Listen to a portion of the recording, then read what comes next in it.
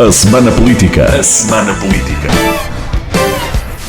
João Paulo Rebelo, Paula Santos, Paulo Edson Cunha. Debatem os principais temas da semana na perspectiva da região. À segunda-feira, a partir das 5 da tarde, com repetição, terça às 3. A Semana Política. A Semana Política. Boa tarde, começamos agora a Semana Política, comigo, Francisco Alves Rito, com a Paula Santos, do PCP, o João Paulo Rebelo, do PS, e o Paulo Edson Cunha, do PSD. Os temas para hoje são as comemorações do 1º de Maio, o Plano de Recuperação e Resiliência apresentado pelo Governo, o PTRR, e também o relatório da investigação ao DCIAP, ao Departamento de Investigação e Ação Penal. Começo por Paula Santos. Boa tarde, Paula. As comemorações do 1º de Maio trouxeram milhares de trabalhadores para a rua, sobretudo em Lisboa, mas também noutras cidades. Por exemplo, em Setúbal houve a habitual concentração e desfile entre a Praça do Brasil e a Avenida Luísa Todi. Soube-se, entretanto, que a CGTP marcou uma nova greve geral para dia 3 de junho e o secretário-geral do PCP desafia o Governo a retirar definitivamente a tentativa de reforma laboral para evitar essa guerra. E eu perguntava à Paula Santos, por um lado, sobre as comemorações, o que é que gostaria de destacar, e por outro, se acha que este 1º de Maio foi mesmo a estocada final neste pacote laboral que tem estado em cima da mesa. Paula Edson Cunha e todos os que nos ouvem. Eu creio que o que há a salientar, de facto, desta jornada de luta do 1º de Maio é a grande participação por parte dos trabalhadores, com reivindicações muito concretas. As questões do pacote laboral, ou seja, pela exigência da retirada desta proposta por parte do Governo, mas também as exigências de melhores salários, tendo até em conta o agravamento do custo de vida, a exigência de uma vida melhor para os trabalhadores e para as suas famílias, foram de facto questões que tiveram presentes e que marcaram este 1º de Maio. Nós estamos a falar em que está muito claro, e eu ia agora à segunda questão que o Francisco colocou, relativamente ao pacote laboral, já tinha ficado muito clara a rejeição por parte dos trabalhadores relativamente a este pacote laboral, e de facto a solução que o Governo tem para isto é retirar esta proposta, porque é uma proposta que não serve os trabalhadores, não serve o país, não serve os jovens. Nós estamos a falar, e é importante sempre colocar estes aspectos, porque não estamos a falar de algo que seja abstrato, não, estamos a falar de uma proposta muito concreta, que aquilo que significa, como nós temos vindo aqui a referir por diversas vezes, é mais precariedade, e portanto não há possibilidade dos jovens poder, ou seja, ter uma vida com estabilidade e uma perspectiva do futuro quando os seus vínculos são precários. Aliás, ainda há dias também foram divulgados um conjunto de dados que davam conta que quase 40% dos jovens até 30 anos no nosso país tinham vínculos precários, e sendo um dos países da União Europeia com maior precariedade, um dos países em que a precariedade era mais elevada. E, portanto, o que o Governo insiste é mais do mesmo. Mas podemos falar também da facilitação do despejo, do despedimento, com o objetivo do Governo, na prática, de querer legalizar o despedimento sem justa causa, mas podemos falar da desregulação dos horários de trabalho e, portanto, perante a ofensiva, e de facto constitui uma verdadeira declaração de guerra aos trabalhadores. Os trabalhadores estão a dar a resposta à altura dessa ofensiva, e a marcação da greve geral, que foi anunciada no 1º de Maio, constitui de facto mais a intensificação de facto da luta por parte dos trabalhadores contra o pacote laboral. O Governo Ou seja, o governo está a enfrentar dificuldades com as quais não contava. E a verdade é que esta proposta já foi anunciada no ano passado, que no período do verão, ou seja, com uma perspectiva que seria uma coisa para andar rapidamente, e a verdade é que a luta dos trabalhadores demonstrou, de facto, quais é que são as verdadeiras intenções, porque é por parte do governo, do patronato, mas também de quem já demonstrou, quem apoia e demonstrou disponibilidade para dar a mão ao governo nesta proposta, nomeadamente a Iniciativa Liberal, e o Chega. E, portanto, eu creio que, para concluir, Francisco, creio que, mais uma vez, os trabalhadores deixaram de uma forma muito clara a sua posição relativamente a esta proposta, de que não aceitam andar para trás, de que não aceitam retrocesso. Aliás, não se pode, não há nenhuma perspectiva de desenvolvimento nem de avanço no nosso país, desrespeitando os direitos de quem trabalha. Aliás, é exatamente o contrário, é reforçando esses direitos dos trabalhadores que é possível avançarmos e termos um país naturalmente mais desenvolvido, e é isso que os trabalhadores também estão a colocar em cima da mesa. O que está em causa é naturalmente os direitos de quem trabalha, a sua vida, e não é possível aceitarmos em pleno século XXI que se queira impor condições de trabalho do século XIX, com a total desregulação de horários de trabalho, com o banco de horas individual, na prática com a lei da selva, como este governo pretende impor. Isso não significa nenhum avanço, significa o retrocesso, e eu creio que a generalidade da população já compreendeu o que está efetivamente aqui em causa. E, portanto, aquilo que se exige e que o governo não tem outro caminho a não ser retirar esta proposta. A esquerda, neste 1º de maio, mostrou em uníssono estar contra a reforma laboral. O Presidente da República também defendeu o trabalho estável, insurgiu-se contra a precariedade, que disse que ainda existem muitos contratos, e o líder da UGT, Mário Mourão, defendeu a ideia de que estas negociações mostraram no final que a UGT está unida e que falhou quem pretendia dividir, criar decisões na central sindical. Assegurou também que a UGT não cede a nenhuma pressão a não ser a dos trabalhadores. João Paulo Rebelo, concorda que a UGT sai deste processo unida, sólida, não ficaram brechas no seio da central sindical? Boa tarde, Francisco, a si, à Paula Santos, ao Paulo Edson Cunha, naturalmente a todos quantos nos seguem. Sim, diria que sim. Diria que os factos é isso que evidenciam. Portanto, a UGT tem estado sempre coesa, com votações de facto por unanimidade, por largas maiorias, mas até mesmo por unanimidade, e convém sempre lembrar, até porque o governo tem feito, diria, um esforço em tentar colar, digamos, a UGT ao Partido Socialista e portanto, a uma lógica partidária da posição da UGT, e por isso convém sempre lembrar que a UGT, sim, tem de facto, digamos, há uma tendência socialista na UGT, sem dúvida nenhuma, mas também os próprios trabalhadores sociais-democratas estão representados também na UGT, têm uma força concreta, o que significa que a UGT não é apenas e só uma espécie de braço armado do Partido Socialista, tem a sua independência, tem digamos, diversidade também no seu próprio seio, e, portanto, esta coesão é de facto sinal de que, digamos, há aqui uma perspectiva que nada tem que ver com interesses político-partidários, mas sim tem tudo a ver os interesses dos trabalhadores. Francisco, já não é um tema novo no nosso programa, evidentemente que se coloca com a questão das comemorações do 1º de Maio, do Dia do Trabalhador, que me junto à Paula Santos, também aos dados que o próprio Francisco referiu.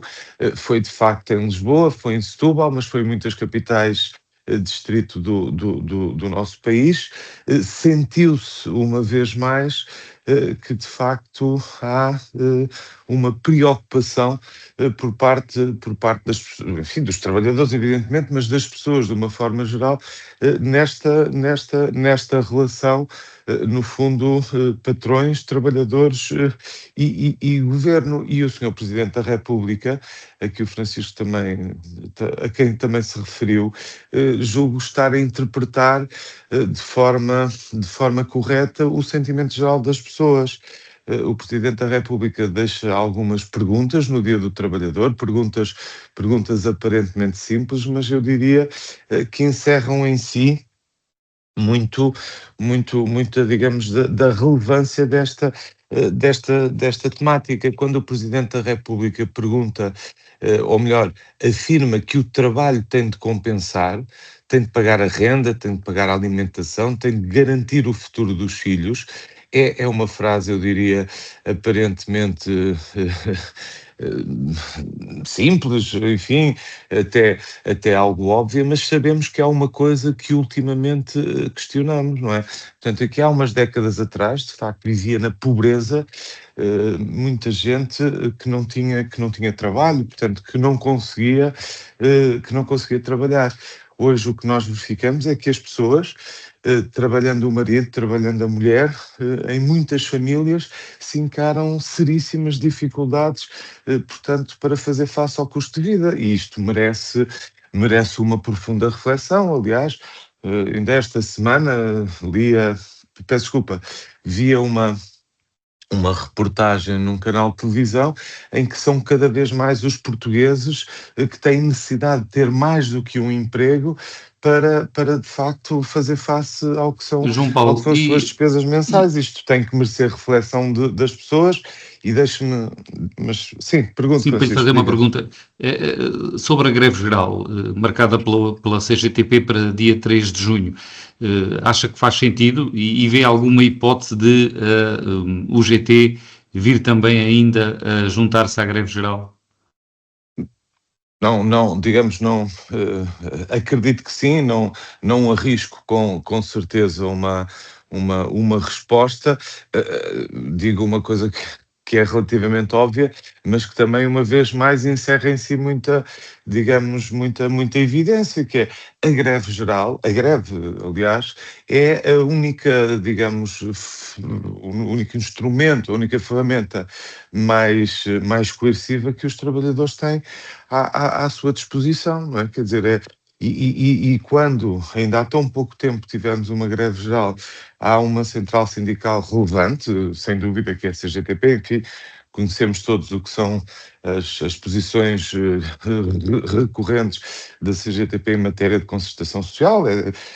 Enfim, não há nenhum acordo que alguma vez tenha sido alcançado com a concordância da CGTP, mas ainda assim, de facto, quando se entende que há necessidade da convocação de mais uma greve geral, é porque, de facto, há um sentimento, no fundo, de insatisfação com uma forma que, de resto, eu diria que está na gênese de tudo isto. Quer dizer, o governo, eu já tive a oportunidade de o dizer aqui no programa, optou por, digamos, abrir uma frente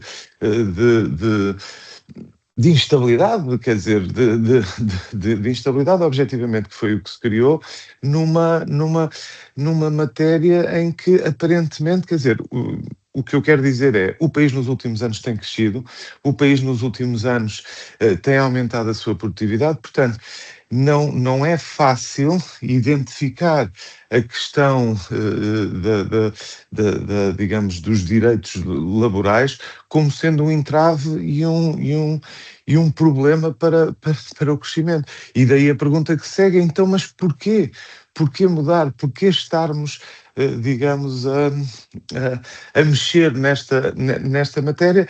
E depois há muita gente que facilmente responde para responder a interesses que são, de facto, os interesses dos mais fortes, os interesses do patronato, os interesses daqueles que sucessivamente apresentam lucros ano após ano e, portanto, para quem as dificuldades não se colocam. É de facto um bocadinho estranho isto, quer dizer... Sim, vamos também ouvir o Paulo Edson Cunha. Paulo, boa tarde.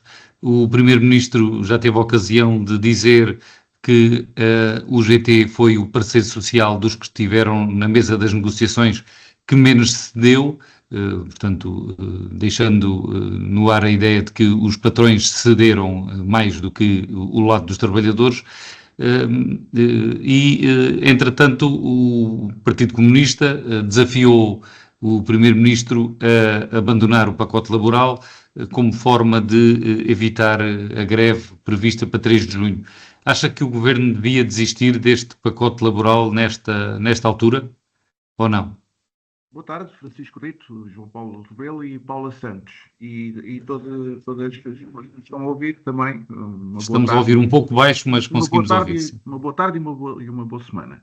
Sim. E para dizer que ouvi atentamente aquilo que foi dito e algumas das situações não partilho dessas opiniões. Olha, em primeiro lugar, a UGT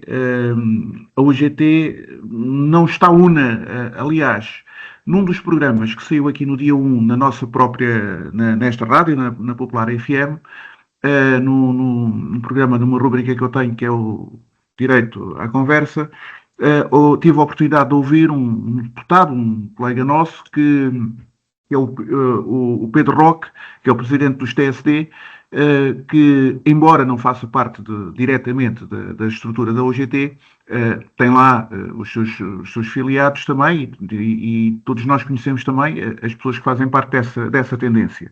E a grande verdade é que, apesar da votação ter sido por unanimidade, a verdade é que houve uma condição imposta pela tendência social-democrata, que foi a continuação das negociações, razão pela qual houve ali um compromisso de que a votação, portanto, não subscreveriam aquele texto, o texto final que foi apresentado pelo Governo, mas continuariam a negociação, porque senão não teria havido unanimidade. Houve ali uma votação, houve uma negociação interpares, e dessa negociação resultou exatamente aquele tipo de compromisso. Portanto, não é verdade, eu até acho que a UGT está a criar fissuras que poderá pagar muito caro no futuro, mas isso diria eu que é uma análise apenas para o futuro e caberá ao UGT depois saber gerir os problemas que está a criar internamente. Portanto, não concordo de todo com aquilo que o João Paulo Rebelo disse, está longe de haver essa união ou essa unanimidade, que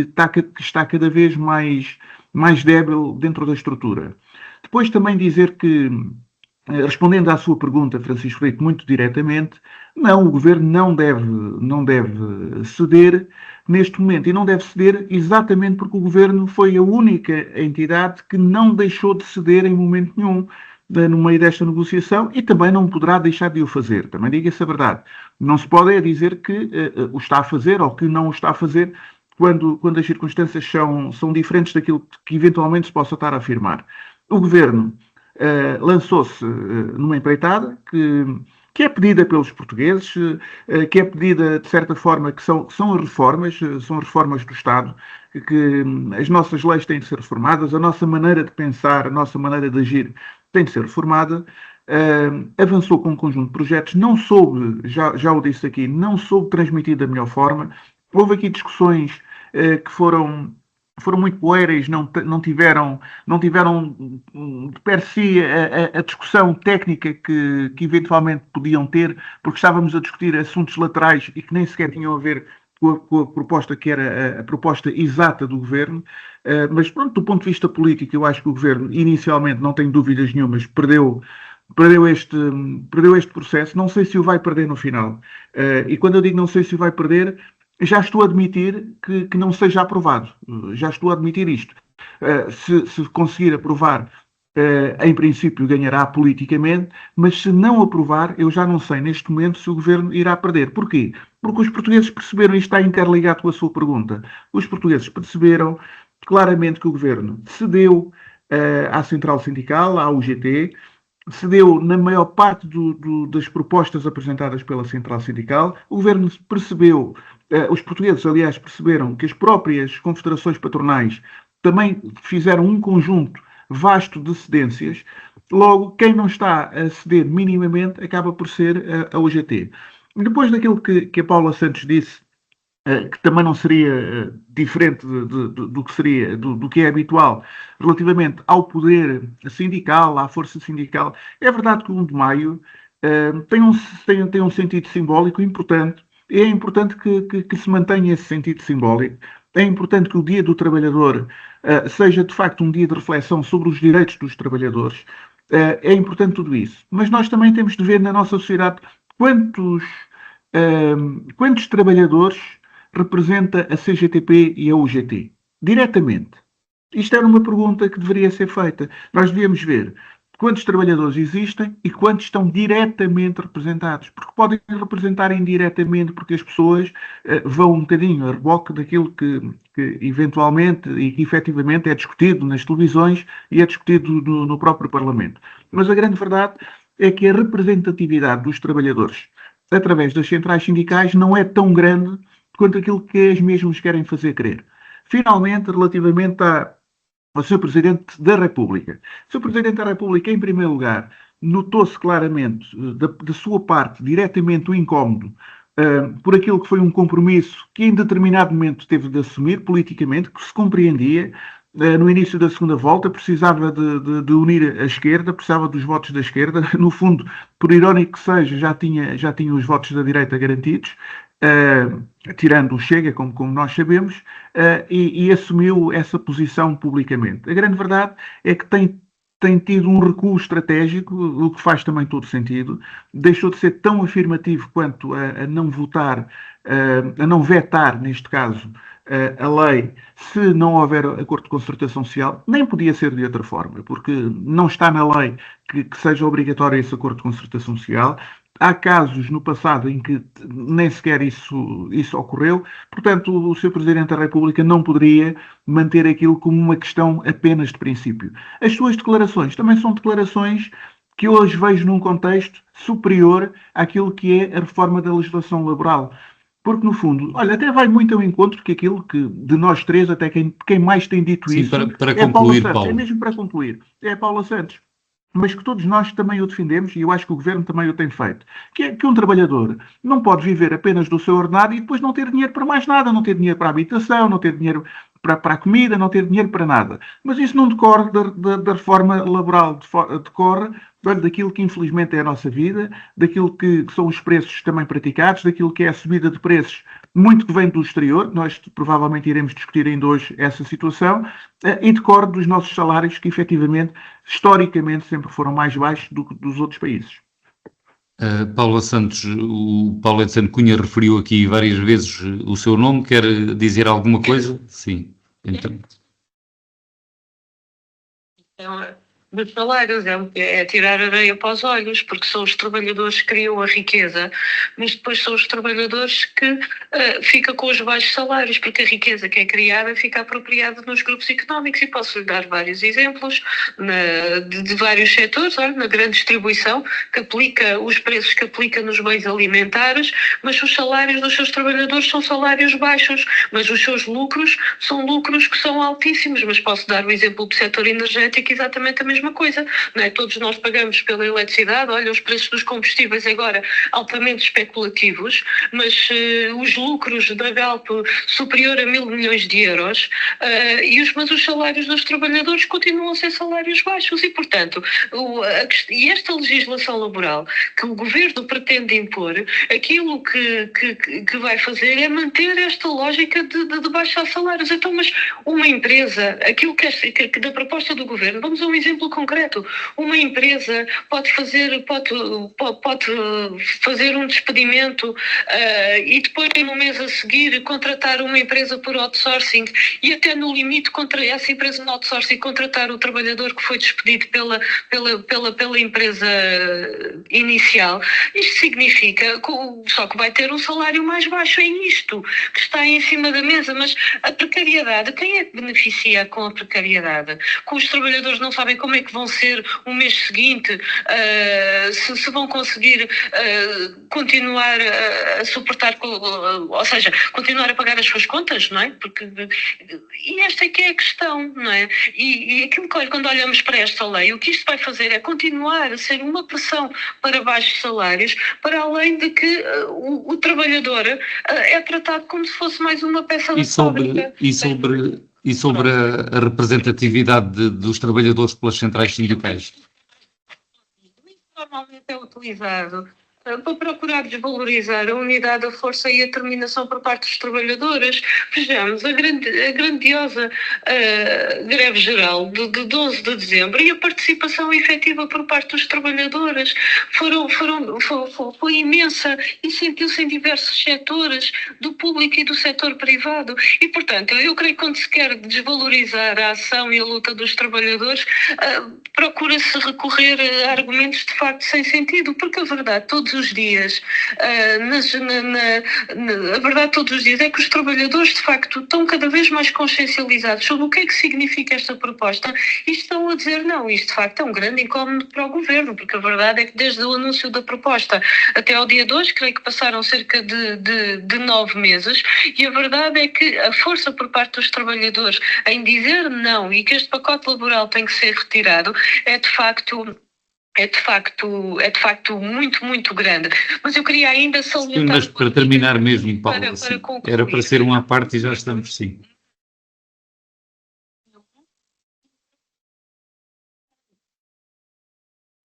O aumento do tempo dos contratos a termo certo e a termo incerto, as questões que têm a ver com o banco de horas individual, as questões que têm a ver com a facilitação do despedimento, mantém-se tudo nesta proposta. Ou seja, esta ideia de cedência, aquilo que nós estamos a ver por parte do governo é uma intransigência, uma enorme intransigência e querer fazer, ou seja, e querer impor uma proposta que está já rejeitada em todo o país. Sim, obrigado, Paula. Já ficou claro. Sim, Francisco, para dizer que, de facto, da parte do governo, todos aqueles que eram os seus objetivos iniciais continuam a estar presentes. Passamos então para o segundo tema de hoje, o PTRR. O governo apresentou na terça-feira as principais medidas, as medidas desse plano de transformação, recuperação e resiliência, que dá pelas iniciais de PTRR. É um plano para 9 anos, até 2034, com uma dotação global de 22,6 mil milhões. Este plano será gerido por uma agência dedicada, sob a tutela do Ministro da Coesão Territorial, Castro Almeida. Depois de apresentado no final do Conselho de Ministros, sob o slogan Portugal Mais Preparado, este plano tem vindo a ser apreciado e comentado desde logo pelos partidos. A oposição acusa o governo de fazer propaganda com este plano e de ser incapaz de executar planos. É sobretudo do lado do Partido Socialista que existe esta ideia de que a fragilidade será na concretização, porque o governo não tem capacidade para concretizar um plano desta dimensão. Associado a este PTRR há também o fim do visto prévio do Tribunal de Contas para desburocratizar. Os projetos serão fiscalizados a posteriori. Eu começava agora por João Paulo Rebelo. João Paulo, qual é a sua apreciação genérica a este plano do governo? Francisco, a minha apreciação julgo que não difere muito da apreciação da generalidade dos portugueses, que olham sempre para estas iniciativas, no fundo, de comunicação. E eu refiro-me a estas concretas deste governo, porque temos assistido a que depois na prática pouco de facto acontece e a questão das intempéries do início deste ano demonstram de facto isso e são recorrentes as notícias de pessoas que continuam à espera das ajudas e dos auxílios, que eu já agora recordo que o Governo foi muito rápido a aparecer na altura a dizer que iam acontecer de imediato, portanto de imediato não aconteceu nada, o que aconteceu passado uns meses também é pouco, porque na verdade é um plano. E os planos são muito bonitos para fazer, para fazer comunicação.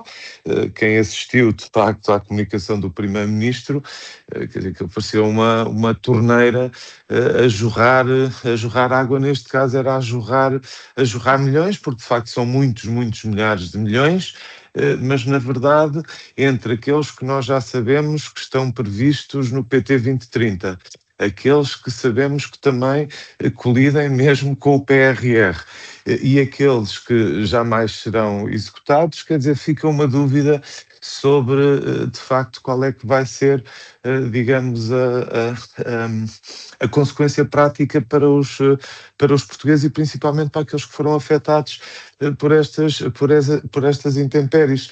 O Governo, do meu ponto de vista, tem manifestado alguma... O Paulo Santo Cunha diz aqui muitas vezes que o problema é da comunicação.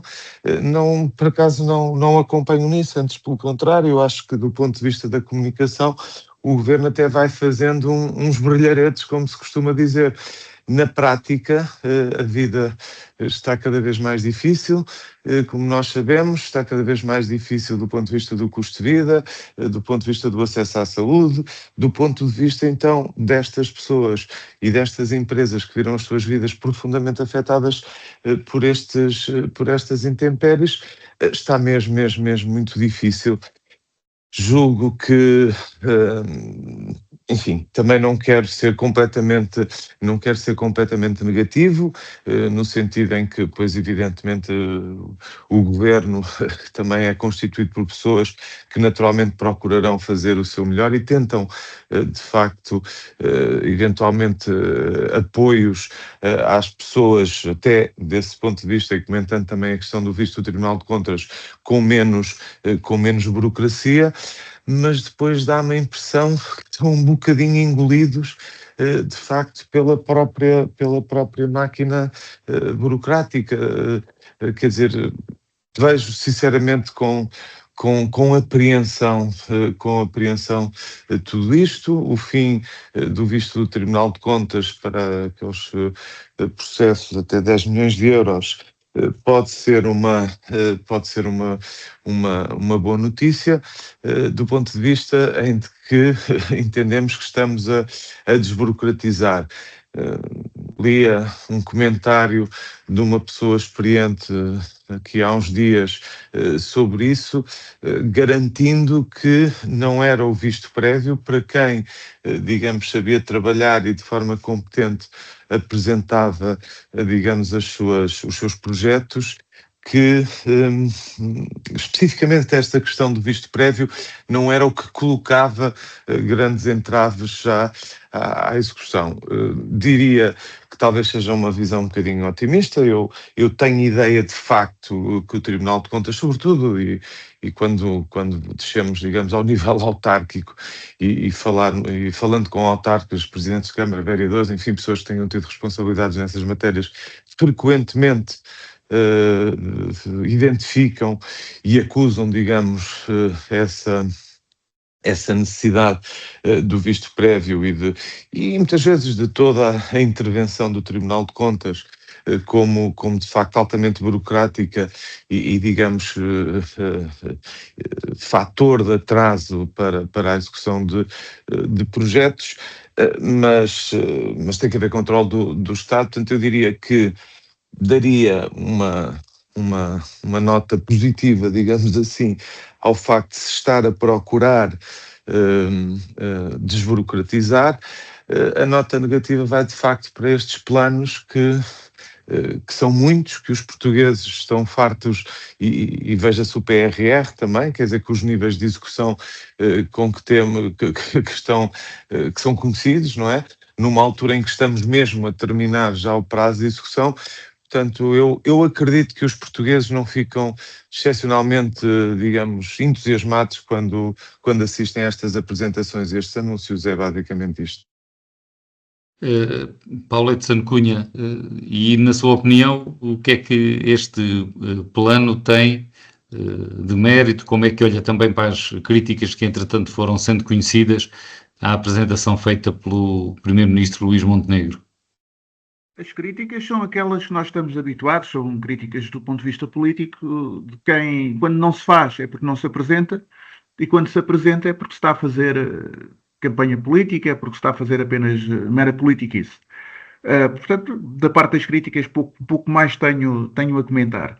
Do ponto de vista depois operacional, dizer ainda agora, o João Paulo Rebelo disse, é vermos como é que está o PRR, e eu vou dizer que o PRR está cumprido quase a 100%. O que aconteceu, e o João Paulo Rebelo sabe, e o Partido Socialista tem muita responsabilidade nisso, porque deixou o PRR em números muito baixos quando o governo tomou posse.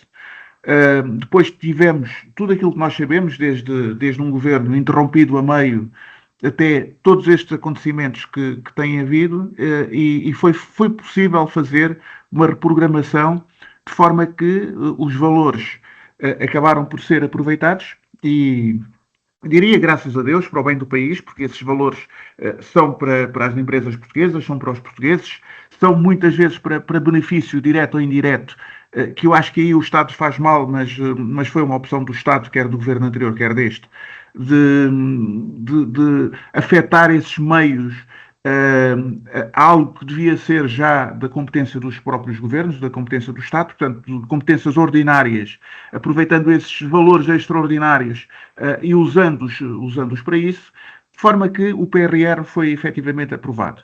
No que diz respeito ao aproveitado, não só aproveitado, como vai ser aproveitado até ao final quase a nível de 100%, sendo que o PRR são verbas que vêm da União Europeia, portanto, são verbas que não saem diretamente do nosso Orçamento de Estado, como as pessoas sabem. Portanto, quanto mais aproveitarmos, melhor e maior benefício Portugal retira disso. O PTRR, no fundo, é um programa caseiro que tem a ver com o mesmo modelo, é um programa que vai para além da vigência do atual governo, e era muito bom que tivesse sucesso. A grande questão passa por aí. Há desígnios nacionais que nós devemos defendê-los exatamente como eles são, desígnios nacionais. Porque se tiver sucesso, todos nós vamos acabar por beneficiar direta ou indiretamente desses desígnios e dessa programação. As críticas que estão feitas é que o programa foi apresentado agora, ainda não tem uma calendarização efetiva, mas estou em crer que é um bom plano e vai ser benéfico para todos nós. Nós não podemos confundir, e eu ouvi nas intervenções anteriores, quer do primeiro tema, quer deste, os meus colegas de painel, a falarem muito daquilo que é a crise que Portugal está a atravessar, e parece que os meus colegas de painel vieram de Marte, e eu estou em Portugal, estou na Europa e estou no mundo. Porque na Europa e no mundo inteiro, nós sabemos que as consequências do que está a acontecer, sobretudo por causa da invasão do Irão, mas também temos aqui a questão da guerra da Ucrânia, mas sobretudo por causa da questão do Estreito de Hormuz, como consequência indireta, que tem afetado depois diretamente todo o mundo, mas também da própria guerra e das próprias guerras que existem neste momento, mais as tarifas que os Estados Unidos estão a atribuir à Europa, vão com avanços e recuos sucessivos do Donald Trump. Tudo isto tem influenciado uma carga muito pessimista no investimento, a inflação a aumentar a ritmos assustadores e que nada tem a ver diretamente com uma boa ou má governação, nada tem a ver com Portugal estar a atuar bem ou estar a atuar mal. São consequências indiretas de um país que todos nós sabemos que é um país que está muito vulnerável àquilo que são as condições externas internacionais, sobretudo do mercado energético, que somos fortemente dependentes, e todos nós sabemos disso. Portanto, não vale a pena nós estarmos a tirar aqui sim avançar, areia para os olhos para cima dos outros, não vale a pena.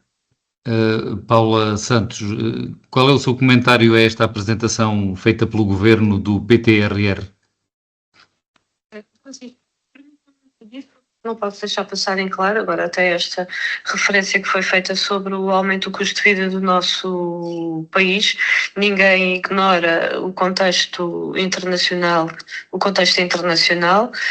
as consequências que daí que podem advir, mas também não devemos ignorar, como o Governo está a fazer, o aproveitamento e a especulação que daí decorre, nomeadamente com o aumento de preços que temos verificado neste momento no nosso país, porque o aumento do combustível na semana a seguir à guerra dos Estados Unidos contra o Irão já estava a aumentar, mas esse combustível já estava caro. Já estava cá e se calhar não chegou, não tinha chegado nessa semana. E, portanto, há claramente aqui um aproveitamento e uma especulação. E também é importante porque relativamente a esta matéria, o Governo tem-se recusado a adotar as medidas para enfrentar e para combater a especulação, tem-se recusado a fazer, porque há outros, exatamente com a mesma situação internacional, que o fazem. Olhamos para o exemplo do preço do gás engarrafado. Em Espanha é menos metade do preço que é praticado em Portugal. E, portanto, isto revela também a falta de resposta e o facto do Governo não querer intervir sobre estas matérias. Aliás, como o Governo também já o referiu por diversas vezes na Assembleia da República. Sobre o PTRR, que foi a pergunta que me fez Francisco. Eu creio que estamos perante mais uma operação de propaganda por parte do Governo, porque o Governo, aliás, foi toda com pouca circunstância que foi feita essa apresentação na semana passada.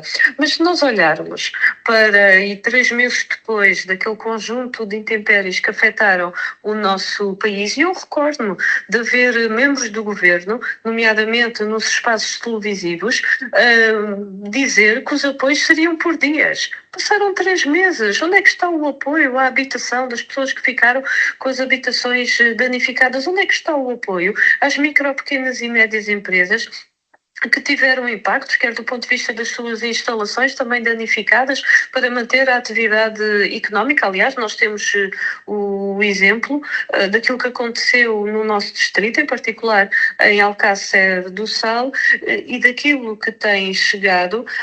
Quem conseguiu reabrir o seu estabelecimento comercial foi graças a si e se calhar eu fui ouvindo amigos que foram ajudando, ou seja, não chegaram lá os apoios por parte do Governo. Esta é que é a verdade. Nas florestas,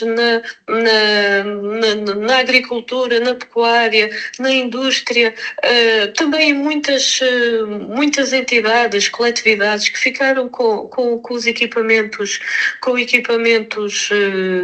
danificados, não há atrasos e não há resposta efetiva por parte do Governo. Este é o primeiro ponto, não é? E o Governo dizia que seria tudo muito rápido. 3 meses depois não chegaram. Eu acho que isto diz muito. E nem se venha com a conversa dos seguros, porque eu falei com pessoas e com muitas entidades que têm seguros e os atrasos são imensos, ou então aquilo que acaba por ser coberto é uma ínfima parte dos danos que tiveram. E, portanto, não é essa a questão. A questão é que, de facto, há necessidade perante os impactos grandes que foram causados por essas tempestades e a falta de resposta por parte do Governo a esta realidade. E depois não posso deixar de referir também a propaganda e, de certa forma, também fraude política, porque nós estamos a falar neste PTRR de um conjunto de anúncios que foram novamente feitos, que já tinham sido feitos no passado, que vai congregando vários planos e programas que o Governo nestes últimos meses foram anunciados, mesmo em termos até do financiamento, acaba por por congregar também ali um conjunto de fontes de financiamento de fundos comunitários, ou seja, estamos a falar de financiamento que vai somando essas fontes de financiamento que já existiam de certa forma, não é? E que já estavam previstas. E, portanto, estamos a falar é um novo anúncio, mas de anúncios já feitos. E este governo, aliás, durante os 2 anos de governação do PSD e do CDS, aquilo que não faltou foram, de facto, os anúncios. Agora, responder aos problemas concretos, fazer os investimentos que são necessários, isso, de facto, é que tem faltado, e tem faltado bastante, e, portanto, olho para este PTRR com mais uma operação que se enquadra nesta operação de propaganda que o governo tem feito. Mas é verdade, o nosso país precisa muito de investimento público nas infraestruturas, nas acessibilidades, de investimento público nos serviços públicos, na saúde, na habitação, na educação. Investimento público também para promover a produção nacional, para sermos menos dependentes de terceiros e para podermos ter mais capacidade. Temos potencialidades para o ser, mas não tem sido essa a opção por parte do atual governo, nem por parte de anteriores governos. Passamos então ao terceiro e último tema de hoje, um relatório sobre o funcionamento do DCIAP, do Departamento Central de Investigação e Ação Penal, do Ministério Público, é o Departamento de Elite do Ministério Público. Esse relatório aponta falhas graves de funcionamento e morosidade dos processos, há denúncias por ler, há e-mails que levam 100 dias a ser abertos e vistos neste departamento. O relatório aponta falhas graves do DCIAP, sobretudo na lavagem de dinheiro. Na sequência do conhecimento deste relatório, o Parlamento aprovou a audição de Amadeu Guerra sobre a morosidade na Justiça e estas falhas no DCIAP. Foi uma proposta da Iniciativa Liberal que o Partido Socialista também acompanhou. O PS diz estar preocupado e, portanto, é a favor da audição que foi pedida pela Iniciativa Liberal. Paulo Edson Cunha também está preocupado com o funcionamento do DCIAP, de acordo com este relatório que conhecemos agora? Paulo, não estamos a ouvi-lo. Tem o microfone desligado. Muito bem. Agora sim, está ligado. Eu estou preocupado há muitos anos. Estou preocupado porque a minha atividade profissional permite-me ir acompanhando aquilo que, no fundo, este relatório aqui veio demonstrar. É claro que eu não tenho conhecimento das causas e este relatório vem falar muito daquilo que são as causas.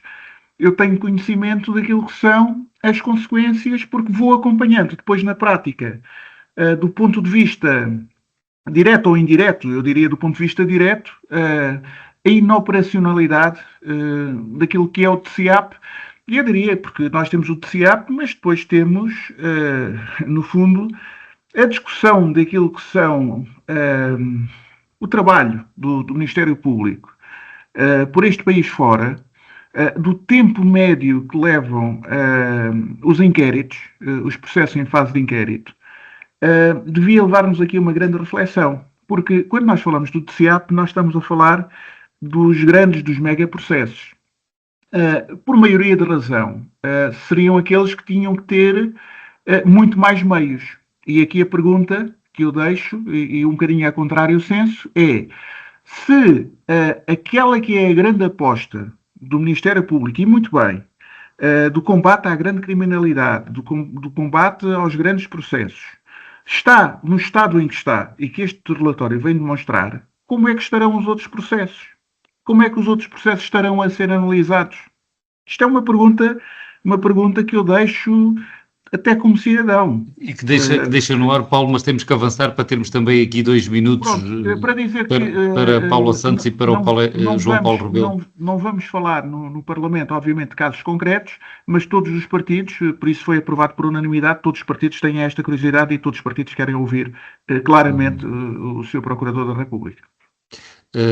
Eu passava já para Paula Santos, que está aqui também connosco, mas por uma via diferente, por telefone, e para a dispensar um pouco mais cedo.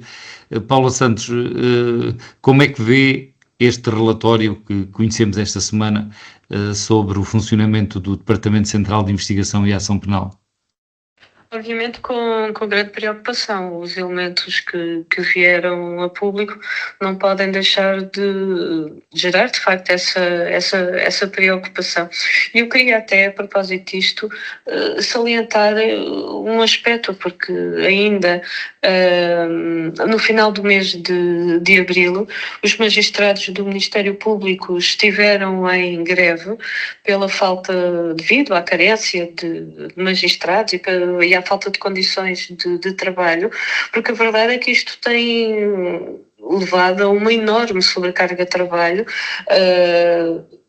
e bastante sentido pelos magistrados, porque têm de facto muitos processos para além daqueles que deveriam ter, mas falta também funcionários, oficiais de justiça, técnicos, peritos no Ministério Público, e isso naturalmente acaba depois por ter impactos e levar a esta morosidade na justiça, e portanto esta é uma das questões que nós consideramos que é de uma grande importância, que é garantir as condições de trabalho, os meios e os recursos do Ministério Público para que a justiça seja de facto célere e eficaz. E ficavam por aqui, Francisco.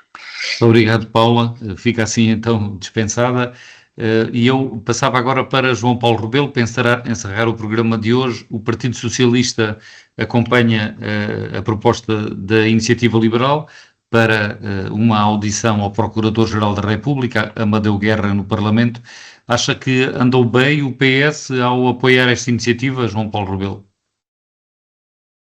Andou o PS e, de uma forma geral, andaram todos os partidos que aprovaram, de facto, esta audição por unanimidade. Francisco, temos falado também já várias vezes no nosso programa da questão da justiça. Acho que qualquer português acompanha que, de facto, atores onde há mais dificuldades, quer dizer, onde há maior necessidade, de facto, de pôr uma ação governativa no sentido de tentar melhorar a situação. Sabemos que há muito investimento estrangeiro que, inclusivamente, não vem para Portugal por conta justamente dos problemas da justiça. Sabemos que há vidas que ficam, digamos, congeladas à espera anos e anos, e quando digo vidas de empresas, vidas de pessoas, à espera de facto de decisões da justiça. É evidente que não ignoro que é um setor difícil, digamos, o próprio conceito, não é, de julgarmos, não é fácil, atender às provas, enfim, todo o processo tem que ser naturalmente muito rigoroso para garantir a defesa das pessoas, das empresas. Mas o que também é certo é que nós há anos e anos assistimos digamos, a alguns factos que são absolutamente incompreensíveis. Um dos mais graves, toda a gente estará recordado, foi que, através da ação do Ministério Público e na altura da Procuradora-Geral da República, houve um governo que tinha uma maioria absoluta, uma maioria no Parlamento, que caiu por razão nenhuma. É o que nós hoje, 2 anos envolvidos, verificamos, quer dizer, não há nada, há subsídios de atrasos e portanto, aí sim, acho que decisivamente e definitivamente deve haver um entendimento por parte dos partidos para um pacto nesta reforma da justiça que é absolutamente urgente. E terminamos então a semana política de hoje com João Paulo Rebelo, do PS, Paulo Etzano Cunha, do PSD e Paula Santos, do PCP. Voltamos de hoje a 8 dias. Uma boa semana para todos. A semana política. A semana política. João Paulo Rebelo, Paula Santos, Paulo Etzano Cunha. Debatem os principais temas da semana na perspectiva da região. À segunda-feira, a partir das 5 da tarde, com repetição, terça às 3. A semana política. A semana política.